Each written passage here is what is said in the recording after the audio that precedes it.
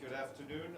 Just on a programming note, we had scheduled our friend Georgette Gagnon, the Deputy Head of Mission in Afghanistan, to brief you, but we felt there was already way too much stuff on the menu for today.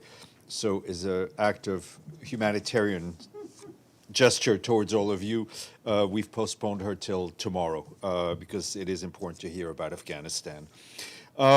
Our Secretary General landed in Turkey a short while ago to begin his Ramadan solidarity visit, which we announced yesterday.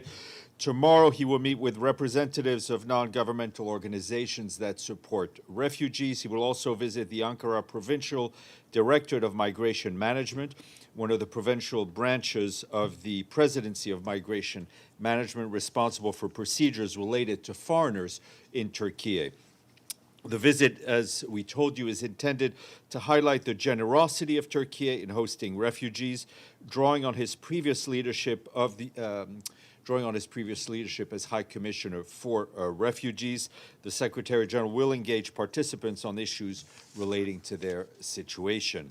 He will also underscore the importance and complementary role of civil society organizations in supporting the protection and service delivery and encourage strengthened cooperation between civil society and government entities to enhance coordination and ensure that timely support reaches the most vulnerable.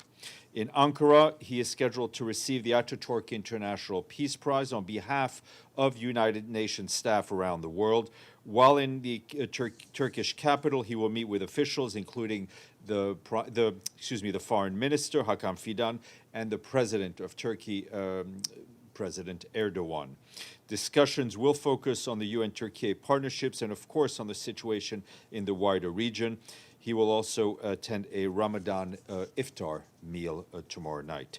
More information on his meetings will be shared as we go along, and we will share with you the remarks that he will deliver in Ankara tomorrow at the Ataturk ceremony. We'll share that under embargo with you. Back here in the Security Council this morning, there is a meeting on Lebanon going on, as you well know. We had three briefers from the Secretariat. First, Rosemary DiCarlo, the Undersecretary General for Political and Peace-Building Affairs, noting that amid an already devastating escalation in the Middle East, the decision by Hezbollah to attack Israel on March 2nd has again drawn Lebanon into a conflict it neither sought nor can it afford. Ms. DiCarlo stressed that to prevent further loss of life and to create the space for meaningful political engagement, violence must stop. She emphasized that the United Nations will continue to work closely with all concerned to restore calm and to protect civilians. Also briefing members was Jean-Pierre Lacroix, the head of our peace operations. He said in this dangerous and precarious environment, the UN peacekeeping force in Lebanon, UNIFIL, remains on the ground implementing its mandate as far as the security conditions on the ground allow it. He noted that there have been several incidents that have jeopardized the safety and security of our peacekeepers, stressing that all parties bear a clear and unequivocal responsibility to ensure the safety and security of United Nations peacekeepers. For his part, Tom Fletcher, the Emergency Relief Coordinator, said that we and the broader humanitarian community are fully mobilized to complement the efforts that are being led by the government of Lebanon in addressing this humanitarian crisis. He noted that we and our partners have provided over 500,000 hot meals, distributed over 270,000 liters of bottled water, and provided hygiene items and household supply, and 123,000 liters of fuel to sustain critical services, adding that the rapid response teams are delivering life-saving supplies in shelters, and 125 sector-supported mobile primary health care units are providing services. Child protection and psychosocial support are being expanded, alongside the preparations for emergency cash assistance for vulnerable families and children. In the midst of this crisis and in coordination with the government of Lebanon, A 3-month hyper-prioritized flash appeal will be launched in Beirut later this week, Mr. Fletcher told council members. He noted that this emergency scale-up comes on top of an existing humanitarian program under the 2026 Lebanon response plan. Mr. Fletcher added that he will support these efforts with a rapid response allocation of $15 million from the Central Emergency Response Fund. And that will help scale up life-saving support work. And additional funds will be released through a reverse allocation from the Lebanon Humanitarian Fund. All those remarks have been shared with you. From the ground, our peacekeepers, as Mr. Lacroix says, are continuing to implement their mandate. And I can tell you that today they're continuing to record a growing number of incidents across the Blue Line, including rockets and projectiles fired from Lebanon into Israel and airstrikes by the Israeli Defense Forces impacting southern Lebanon, including Beit Leaf in Sector West and Kabrika, Et Taib, and Rabat Talatin in Sector East. The UN mission notes that heavy artillery shelling by Israel has also been reported in various areas of Sector East. UNIFIL has also observed ground movements from the Israeli Defense Force, including near Al-Shab, Yarun in Sector West, and El Adais, and in Karfkela and Khiam in Sector East. The UN mission continues to facilitate humanitarian access in support of those impacted by the ongoing hostilities. We urge all involved to avail of diplomatic channels to avoid further escalation and return to the implementation of Security Council Resolution 1701. Turning to Gaza, our colleagues at OCHA have more details on how ongoing restrictions on aid operations are worsening an already critical humanitarian situation. One example we can share with you today is about the growing number of generator failures in hospitals due to the lack of spare parts and lubricating oil. As you can imagine, these generators are running just about 24 hours a day. Our humanitarian partners are coordinating fuel support and continuing to engage with authorities and others for the entry of generators, supplies to maintain them, and energy solutions to prevent any further disruptions to health services. Meanwhile, our partners working on health and the Ministry of Health in Gaza report high levels of infections spread by insects, and that can be found in the many displacement sites throughout Gaza. Nearly 23,000 suspected cases were recorded last month alone. Supplies of hygiene kits, insecticides, and scabies treatment remain critically low, limiting our ability to respond. We and our partners are coordinating efforts to pinpoint the hotspots and rapidly deploy teams to strengthen the response to prevent further outbreak of scabies. On the emergency shelter assistance, since Sunday, our partners have provided tents, bedding, and kitchen essentials to nearly 7,000 families.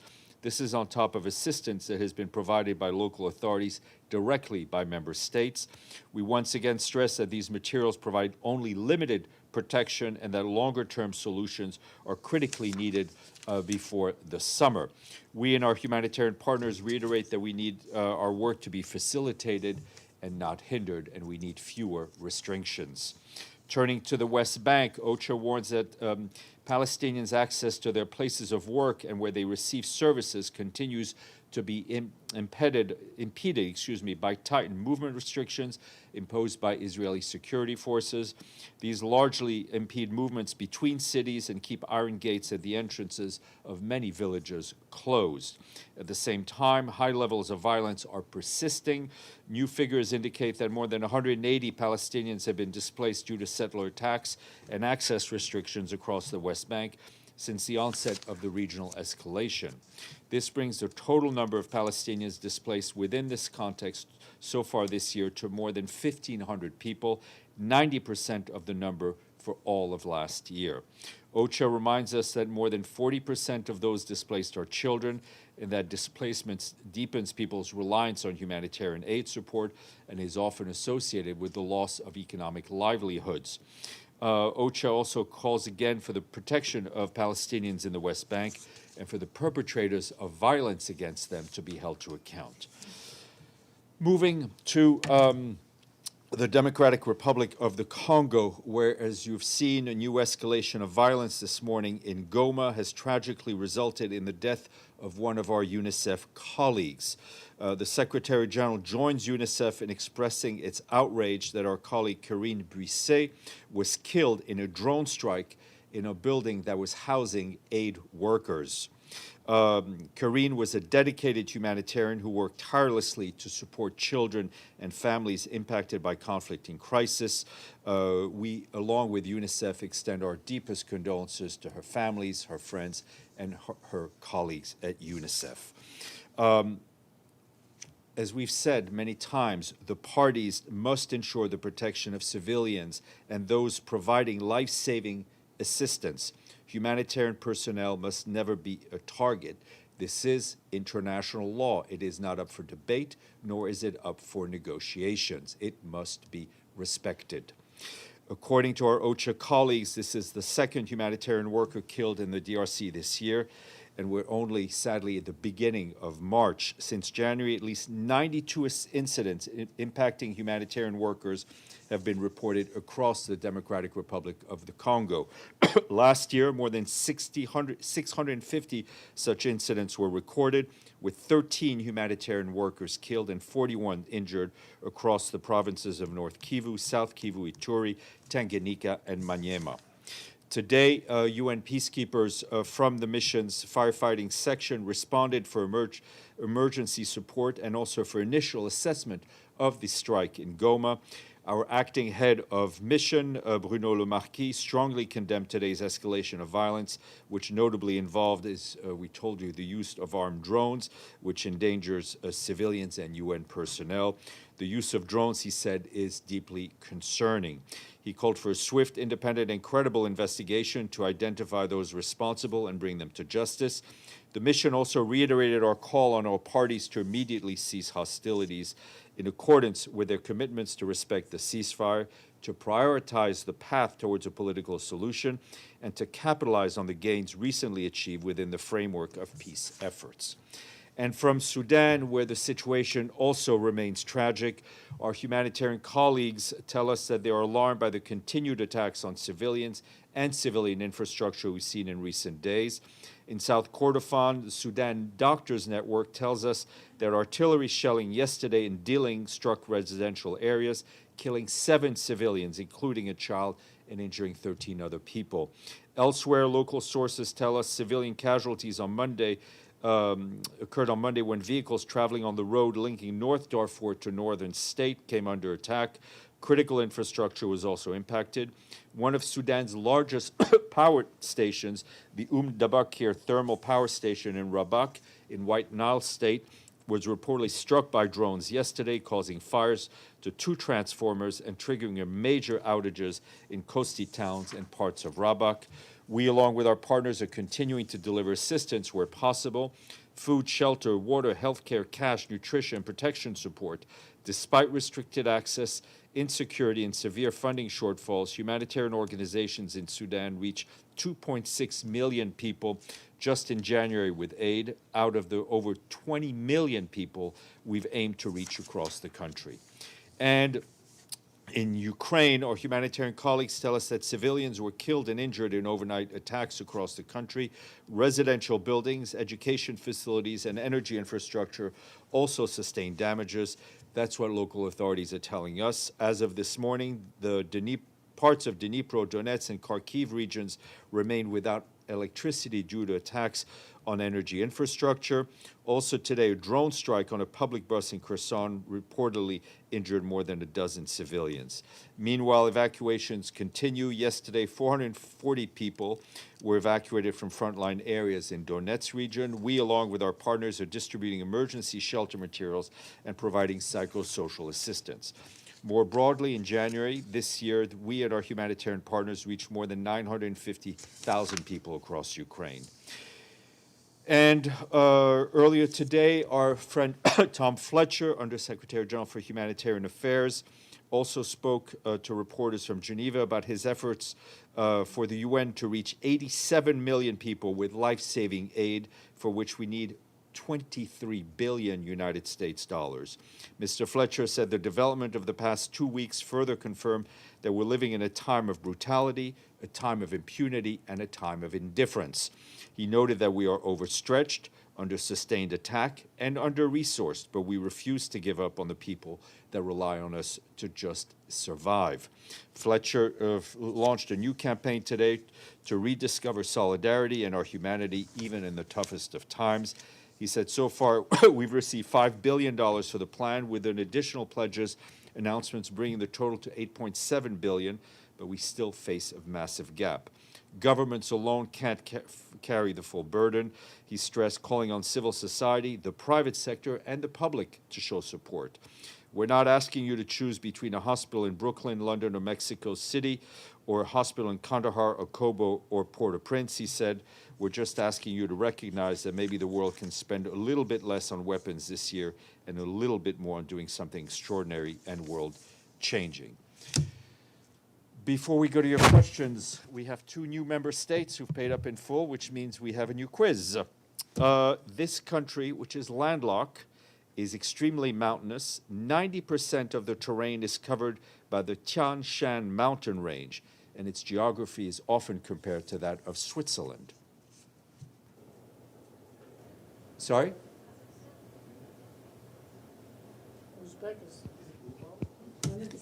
Kyrgyzstan. Okay.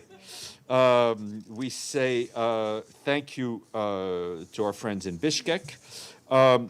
This other country is renowned for its wine industry and has the world's largest wine cellar, which has over 2 million bottles of wine.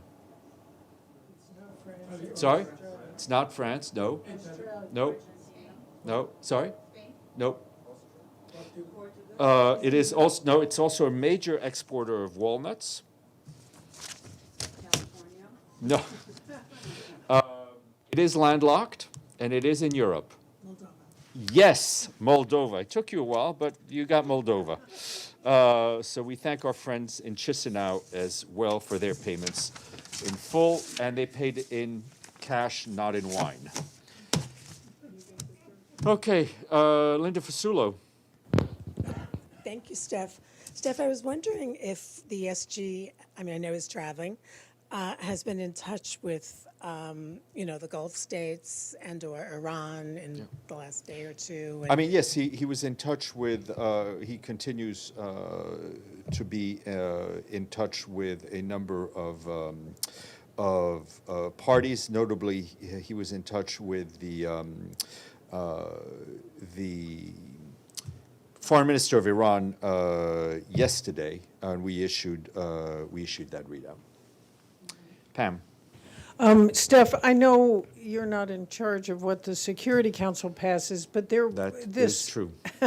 But there is a resolution that's going to vote in a few hours, and there were requested changes that would have taken out, which I think is not out, the Article 51, Chapter 7 provision on self-defense. Does the Secretary General believe the Gulf states, in this case, have a right to self-defense? I think your preamble allows me to answer the question in the following way, that there are intense negotiations going on in the Security Council, and it would not be helpful for the Secretary to speak to it. All right, but on that front, does the Secretary General have anything going on about trying to bring these countries together to stop the...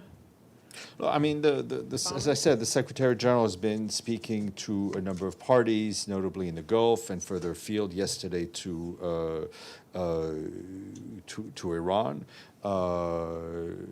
pushing towards doing whatever he can and however he can be helpful towards an end to the conflict. Farnoosh. Thanks, Steph. Just to follow up, the Iranian foreign minister put out their own readout of the call with the Secretary General, and they said that Mr. Guterres confirmed, and I think the word was confirmed, that Iran has the right to self-defense. Wondering if you also have that portion of the readout? I mean, I'll share with you our readout, which is that the Secretary General and the Foreign Minister discuss, obviously, the current situation in the region, the military escalation. Secretary General reiterated his position articulated in previous statements, and I think what he said in the Security Council on that Saturday meeting very much still stands. He recalled the needs for all sides to fully respect international law and international humanitarian law, as well as to refrain from any attacks against civilians and civilian infrastructure, and also expressed deep concern at the regional spillover and the impact of the ongoing conflict on the global economy. And sorry, I have one other question. The U.S., the commander of the U.S. Central Command said today that the U.S. used AI to help their military hit more than 5,000 targets in Iran. Given the public reporting and analysis that it's likely a U.S. strike that hit the girls' school in Iran is there a concern by the UN, by the SG, about the use of AI in these conflicts? Yeah, I mean, I think the Secretary General has been expressing his concern about the use of AI in conflict well before the start of this conflict, especially when it comes to the use of autonomous weapons that are released without any human control. Abdelhamid, then Alex. Thank you, Steph. I heard the speeches of the 3 UN officials, but I wonder why Rosemary DiCarlo just started from the attack by Hezbollah, as if nothing happened before that. Israel has been violating 1701 from November 2024. Why there is no background about what happened? I think similar to what happened on October I think 7th. She was addressing the situation for this particular escalation of the conflict. The Secretary General's report on Security Council 1701 is out. It reports very transparently all of the violations of the blue line we will see, and we've given the background over and over again. I think everyone knows that this is happening as part of a larger tensions or conflict that we've had over the years between Lebanon and Israel. But don't you see that when Israel violates this resolution, there is no outcry? It violates 2803, the ceasefire in Gaza, every single day, and nothing is happening. I mean, I think. But if it happens the other way, I mean, I think just if you heard what I said today, the UNIFIL was reporting on the IDF troop movements, was reporting on the Israeli shelling, and was reporting on the shelling going the other way. Alex. Thanks, Steph. On the Secretary General's call with Mr. Arakchi, who initiated the call? The Iranians did. Thanks. And secondly, there have been some reports saying that the Secretary General will attend European Union Leaders Summit on the 19th of March in Brussels. Could you please confirm, deny? Not in a position to confirm it. As we know, we confirm travel a little bit closer to the date. Thanks. Yes, sir. Thank you, Steph. I could probably anticipate your answer to the question. This is great. I love questions where people anticipate ask my it nonetheless. non-answers. Yeah. Also on the Security Council meeting later today, GCC members are set to propose a draft resolution rejecting strikes on their territory as a breach of sovereignty, which we know the Secretary General has been open in his condemnation for. Is the Secretary General, however, concerned that the draft does not also condemn the actions of Israel or the United States, which he has likewise described as illicit? I will give you the same answer as I gave Pam. It's not helpful for the Secretary General to insert himself while negotiations are going on a resolution. The Secretary General's own position was laid out very clearly last Saturday? God, yeah. Last Saturday. What we want to see out of the Security Council, as we always wanted to see, is a unified voice that helps achieve peace and an end to conflict. Okay, thank you all. See you tomorrow for another Happy Friday.